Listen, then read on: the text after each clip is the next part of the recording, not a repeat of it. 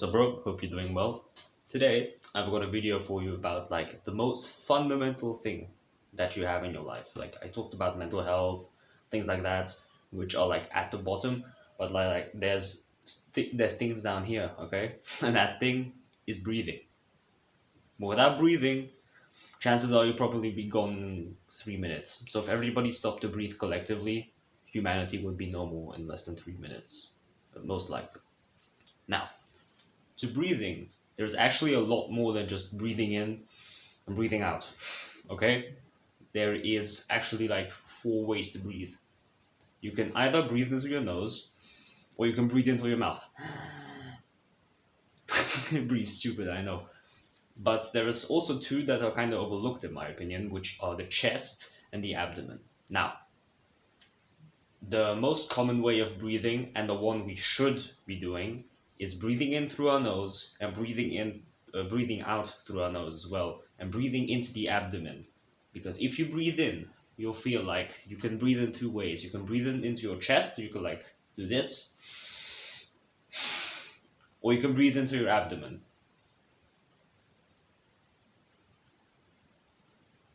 It was a bit exaggerated, I know, but you can see which one is like the more calmer option, and which was like the more like the more powerful one, if you know what I mean. But the most optimal way for breathing is in through your nose, out through your nose, and breathing into your and out of your abdomen. Now, why is this so important? Now, there are quite a few things we have to discuss here. The first like good thing about nose breathing is that it warms the air that you get into your system. Because let's say the air on the outside is like in this room, it's like probably like 15 degrees Celsius, and if I breathe it in, it's gonna be 15 degrees. However, your body actually needs something like 25 to 30 degrees to make the air into something that is a lot more good for you. Because in this 15 like Celsius air, there may be some like, for example, some diseases or some like contagions, and if you breathe those things in, obviously that isn't good for you. So if you breathe in through your nose, those things automatically get filtered out. It's like basically the filter. And if you do this like over time, that of course is going to be great. But if you don't do this over time, then the effects are going to be worse and worse and worse. So breathing in, breathing out. Okay? A bit more like exaggerated. Now, no, that's not the only thing. You can actually get up to 20% more air if you just breathe in through your nose in comparison to if you just breathe in through your mouth. And that 20% is like a 20% increase in all the actions you do. You understand what I mean, right? Because if you have more air, of course, there's going to be more blood flow everywhere. And it really increases your performance. I'll talk about this little bit more later. But let's go like, through more of the good stuff that breathing in through your nose actually gets you. One more thing is like there's this thing called nitric oxide, and most of the info I have for this video is from the book The Oxygen Advantage, and the author called Patrick McKeown. I don't really know how to pronounce that. I'll just call him Patrick. Patrick goes over this thing called nitric oxide, and it basically just helps in every single function you have. The most important one being like control of your blood pressure, and it just helps like regulate it at a like constant but good level. If you breathe in through your nose, that nitric oxide gets released. Each time you breathe in, it gets released right now, and it's going all through my body. It's doing the things that it's supposed to do, and this is the part where things get bad. Like there's no real other way to say it, because mouth breathing is the other way of breathing in.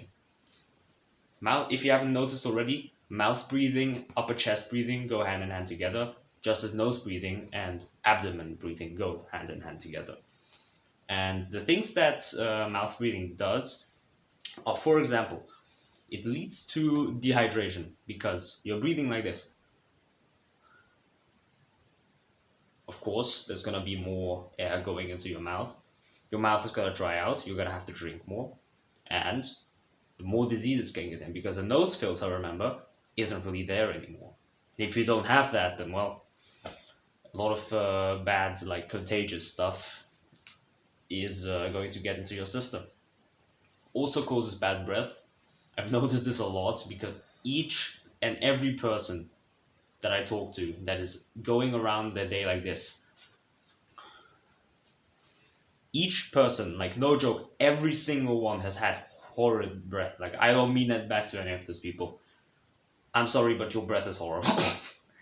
And that's not because of like that's not because they have like bad breath naturally or just they eat the foods. It's legit only because they have their mouth open. If they would have their mouth closed more than like 80-90% of the time, I bet it would go away easily. And yeah, the easiest way to fix like bad mouth smell or odor is just simply close your mouth and go around it like that. And yeah, also causes snoring, also causes I'm not joking about this. Patrick said this in this book. It legit makes your dick shrink. Like I'm not kidding. Your blood flow decreases because you are breathing in through your mouth and not in your nose, and through that increase like decrease in blood flow, not enough blood is getting to your vessels, and of course, gonna lead to your dick shrinking. So boys, you don't want that. Trust me, okay? So those are some good like arguments for why you should breathe through your nose, and this is just the beginning. Like if you don't breathe right, he wrote in his book that you can cut your blood flow in half if you just breathe in through your mouth all the time. If you substitute that for your nose, you can get very quick results. I'll talk more about that later, but for now, we've got a lot more. We've got a few more things. For example, the relationship between CO2 and O2. We all learn in school that when we breathe in oxygen, and when we breathe out carbon dioxide. So O2 and CO2. Now, what we did not learn is this: when we breathe in O2. All right, that's pretty fine. But not all of that oxygen is actually getting to your cells. So if you breathe in like a huge breath, like you're taking like this, you may feel like you're taking a lot of oxygen, sure, okay, but not all of that oxygen is actually getting to your vessels, because the oxygen actually getting to your vessels is dependent on CO2. Here's the thing: the more CO2 you have in your blood, the more oxygenation of the muscles, tissues, and so on can happen. What does that mean? If there is not enough CO2 in your blood, then no matter how much O2 you're taking in, that excess O2 just isn't going to get to your vessels. So it's basically useless. Now, if you have enough CO2 in your blood, then that's going to mean you're going to have perfect oxygenation. And here's the thing: if you breathe in too much, then a lot of it is just not going to get to those muscles and tissues. If you breathe in just enough, then, of course, your performance in basically everything is going to get better. And the interesting thing here is that mouth breathing is the one actually causing like the CO2 levels to drop. If the CO2 levels are low, of course, as I said, it doesn't get to the tissues. And mouth breathing is the core reason for if you're suffering from that. If, however, you just start breathing through your nose, then you are going to get like not perfect but good oxygenation at least, or much better than you would get with mouth breathing, and it's going to like improve your performance a lot. Okay, what does this mean now? If you have too much O2 in your system, it's basically just excess, so you need to keep these two in a good balance, and this good balance is kept by a lot of things. The most important one is taking deep breaths. Deep breaths are not the one that you take like through your mouth and just like out. For example, when you're hyperventilating in training, like you're this, those are not deep breaths. The most efficient way to take a deep breath is to breathe in into your abdomen through your nose like this and breathe out. The more movement you have on your abdomen, and if it like goes like this, if it goes like that, then you're doing something wrong. You need to minimize the movement. Now, it doesn't mean that you have to like see absolutely no movement. Of course, there's gonna be movement, but if it's like going like this, then you're probably doing something right, like from a side perspective. The thing is, the the more silent your breaths, the less you can like actually see the movement. That's the best. Okay. There are the author described 3 steps on how to measure your breath. The one where others can't hear your breath. So if you're breathing like this, of course everybody's gonna hear it. Okay. If you're breathing like this, even I myself can't hear that breath. Okay. Those are the first 2 steps. So others can't hear it. You yourself can't hear your breath. And the third one is very difficult. I have not been able to achieve this, is not feeling the breath. It's a little bit loosely defined, but I'd just say that it's like you don't feel anything. Like I don't think like even your abdomen is supposed to move a lot, like maybe a little bit, but not too much. And it in my opinion is very difficult to achieve, but it is certainly possible. And it has worked for a lot of people. And I'm certainly trying to get onto that bandwagon as well, because that's how you live a healthy life. Some other interesting things that the author said are that food actually makes you breathe more. So when you're eating a lot, like for example, you just have a steak in front of you and you're just eating a lot, your breathing will actually increase by a pretty significant amount for the next few hours. So if you really want to like minimize your breathing, the less you eat, the less you will actually breathe. And less breathing is actually good, because the more you breathe, the more excess there will be in your system, and your breathing volume, so how much you're breathing in, both in terms of like breaths per minute and the volume you're taking in. Because if I take 10 breaths like this and 10 breaths like this, those are 2 different things, if you know what I mean. The more you reduce how much you eat, the more you actually reduce the breathing. And the less you breathe, the better it is. Because if you overeat, of course, you're going to gain weight. But if you eat like just enough, you're going to maintain your weight or even lose it, maybe. Okay? For example, in weight loss. And it is really, really cool, in my opinion, that you can legit just improve your life by probably up to like 50% or more just by breathing correctly. And it just kind of baffles me how many people aren't aware of how to breathe correctly. And it is really, yeah, it's just really damn important. Now comes the part where you may be asking, okay, breathing is important. I kind of understand how to do this, but how do I improve? How do I measure this? And here is where the BOLT score comes into account. Patrick, in his book, said there is this system, the BOLT score system, which basically allows you to measure how good your breath is. There are 4 levels: 10 seconds, 20 seconds, 30 seconds, and 40 seconds. Okay? And these levels each determine like how good your breathing is. To do this exercise, you won't need anything. Okay? Like no tools, no like you need a training mat. You need like wait, no. All you need is less than a minute of your time. So you breathe in through your nose, breathe out, and then pinch your nose. And you hold this for as long as you can. Now, when to stop is when you feel like the first urge to breathe. So for example, like your abdomen or your diaphragm might jerk, maybe like your neck does this or something like that. When that comes, just stop. Okay, that's like the border you want to get to. Okay, and the 4 levels are like this. 10 seconds is like the bottom line.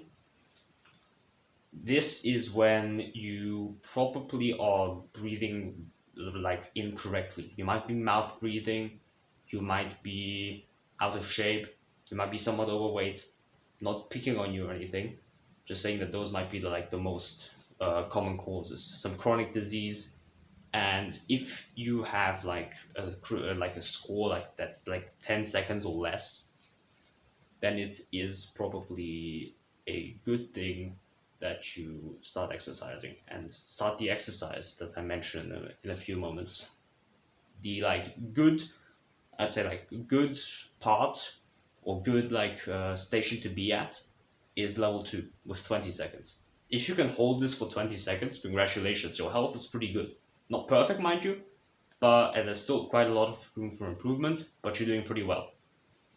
30 seconds is where you're like really like a pretty strong, pretty good athlete and you're like getting to a good level. And level 4 is just like like even in high intensity exercise, but it's actually okay to mouth breathe because like you just need the air. Like if you've been doing like push-ups and high intensity interval training, you know what I mean. If you mouth breathe during that, that's okay. But these people at 40 seconds are the ones that are like this. They just keep going. They don't they don't care, and they are just absolutely destroying. And that 40 second is the goal. Okay, if you can do that, hell yeah. If you can't, that's okay. Keep working towards it. And now we get to the exercises that have helped me like actually increase my board score from like 15 seconds to 12 from like I believe it was 12 seconds at the beginning. Okay, and I consider myself rather fit. Okay, like I work out 5 times a week, and it was only at 12 seconds. 12. Okay, and that has helped me like put it up to like 20 seconds. My max was 25 on a day, and I'm just like astounded. I've done like the exercise in here for like a month, and my rate has basically doubled. Okay, so these are the things that I've gone through. Breathe less than you actually need to. This is like an exercise. Don't do this every day because you're just gonna die. But for a few minutes, try to breathe in less than you actually want to. You put your hands. Sorry, let me. Nah, okay. I'll just do it like this. You put one of your hands up here, and the other one like on your lower abs. Okay. So when you breathe in, you breathe into your abdomen, and when you release, you gently press with both of your arms, and you press it out. Okay. The important goal here is to actually like breathe less than your body needs. You create like this kind of air hunger. Like when you're hungry, you really want to just go and eat. And when you're air hungry, like yeah, I want to breathe, bro. Like this does not feel good. Okay, that's what you want to create because this actually like increases your capacity to have more breath and to just survive longer without breathing. It's kind of like fasting. If you don't like eat for a long time, your body eventually adapts to this. And so it will be for this. It's kind of like a muscle that you have to grow. It's not an easy one, it's a really uncomfortable muscle to grow, but it really helps. Second thing that I've done is taking my mouth shut. Legit. Like when I go to sleep, I once realized I was like half asleep, okay? And usually I lie like this, and then I noticed this. There might be a good chance that I've been breathing like a lot, like mouth breathing a lot during my sleep. And the same might be the case for you. Like, I doubt there's a person like next to you, like looking at you like this and looking if you're mouth breathing or not. So you probably don't know. I didn't know for certain. but I found a way to make it like basically 100% certain that I'm actually not mouth breathing. And that's simply take a tape. I'll bring this one that I use in a moment and put it over your mouth. Okay. So this is what it looks like. The one that I use. It's called the 3M Micropore Tape. And basically, you just take a bit, you peel it off, like around this much is what I use. Maybe a little bit much, but who gives a shit? To be honest, I'm sorry for using bad words. It was my mistake. So you just take it and put it over your mouth like this. It's actually not that painful to take it off. And yeah, you heard me like shut up for like 3 seconds. And if you just put this on and keep this on all night, you don't actually have to worry about your nose like not working. Like if you're sick, of course, when your nose is stuffy, maybe this is not the best idea. But if your nose is like rather clear and is not getting stuffed all the time, then this is a very good way of guaranteeing that you're not mouth breathing. Okay. And the final thing is that when your nose is actually blocked, Patrick has a nose unblocking exercise and many more exercises in his book that really help with a lot of things. He has nose unblocking exercises, how to improve your breathing while running. He has like a higher level of this abdomen, less breathing exercise that I showed you a moment ago. And it is really, really expansive. The next video I'm going to be making is going to be on the 10 books that have really just helped a lot. Maybe I'll limit it to 5, but who knows. For now, that's it for today. I have a Micropore Tape thing linked in the description. So yeah, with that said, I thank you very much for watching and see you soon.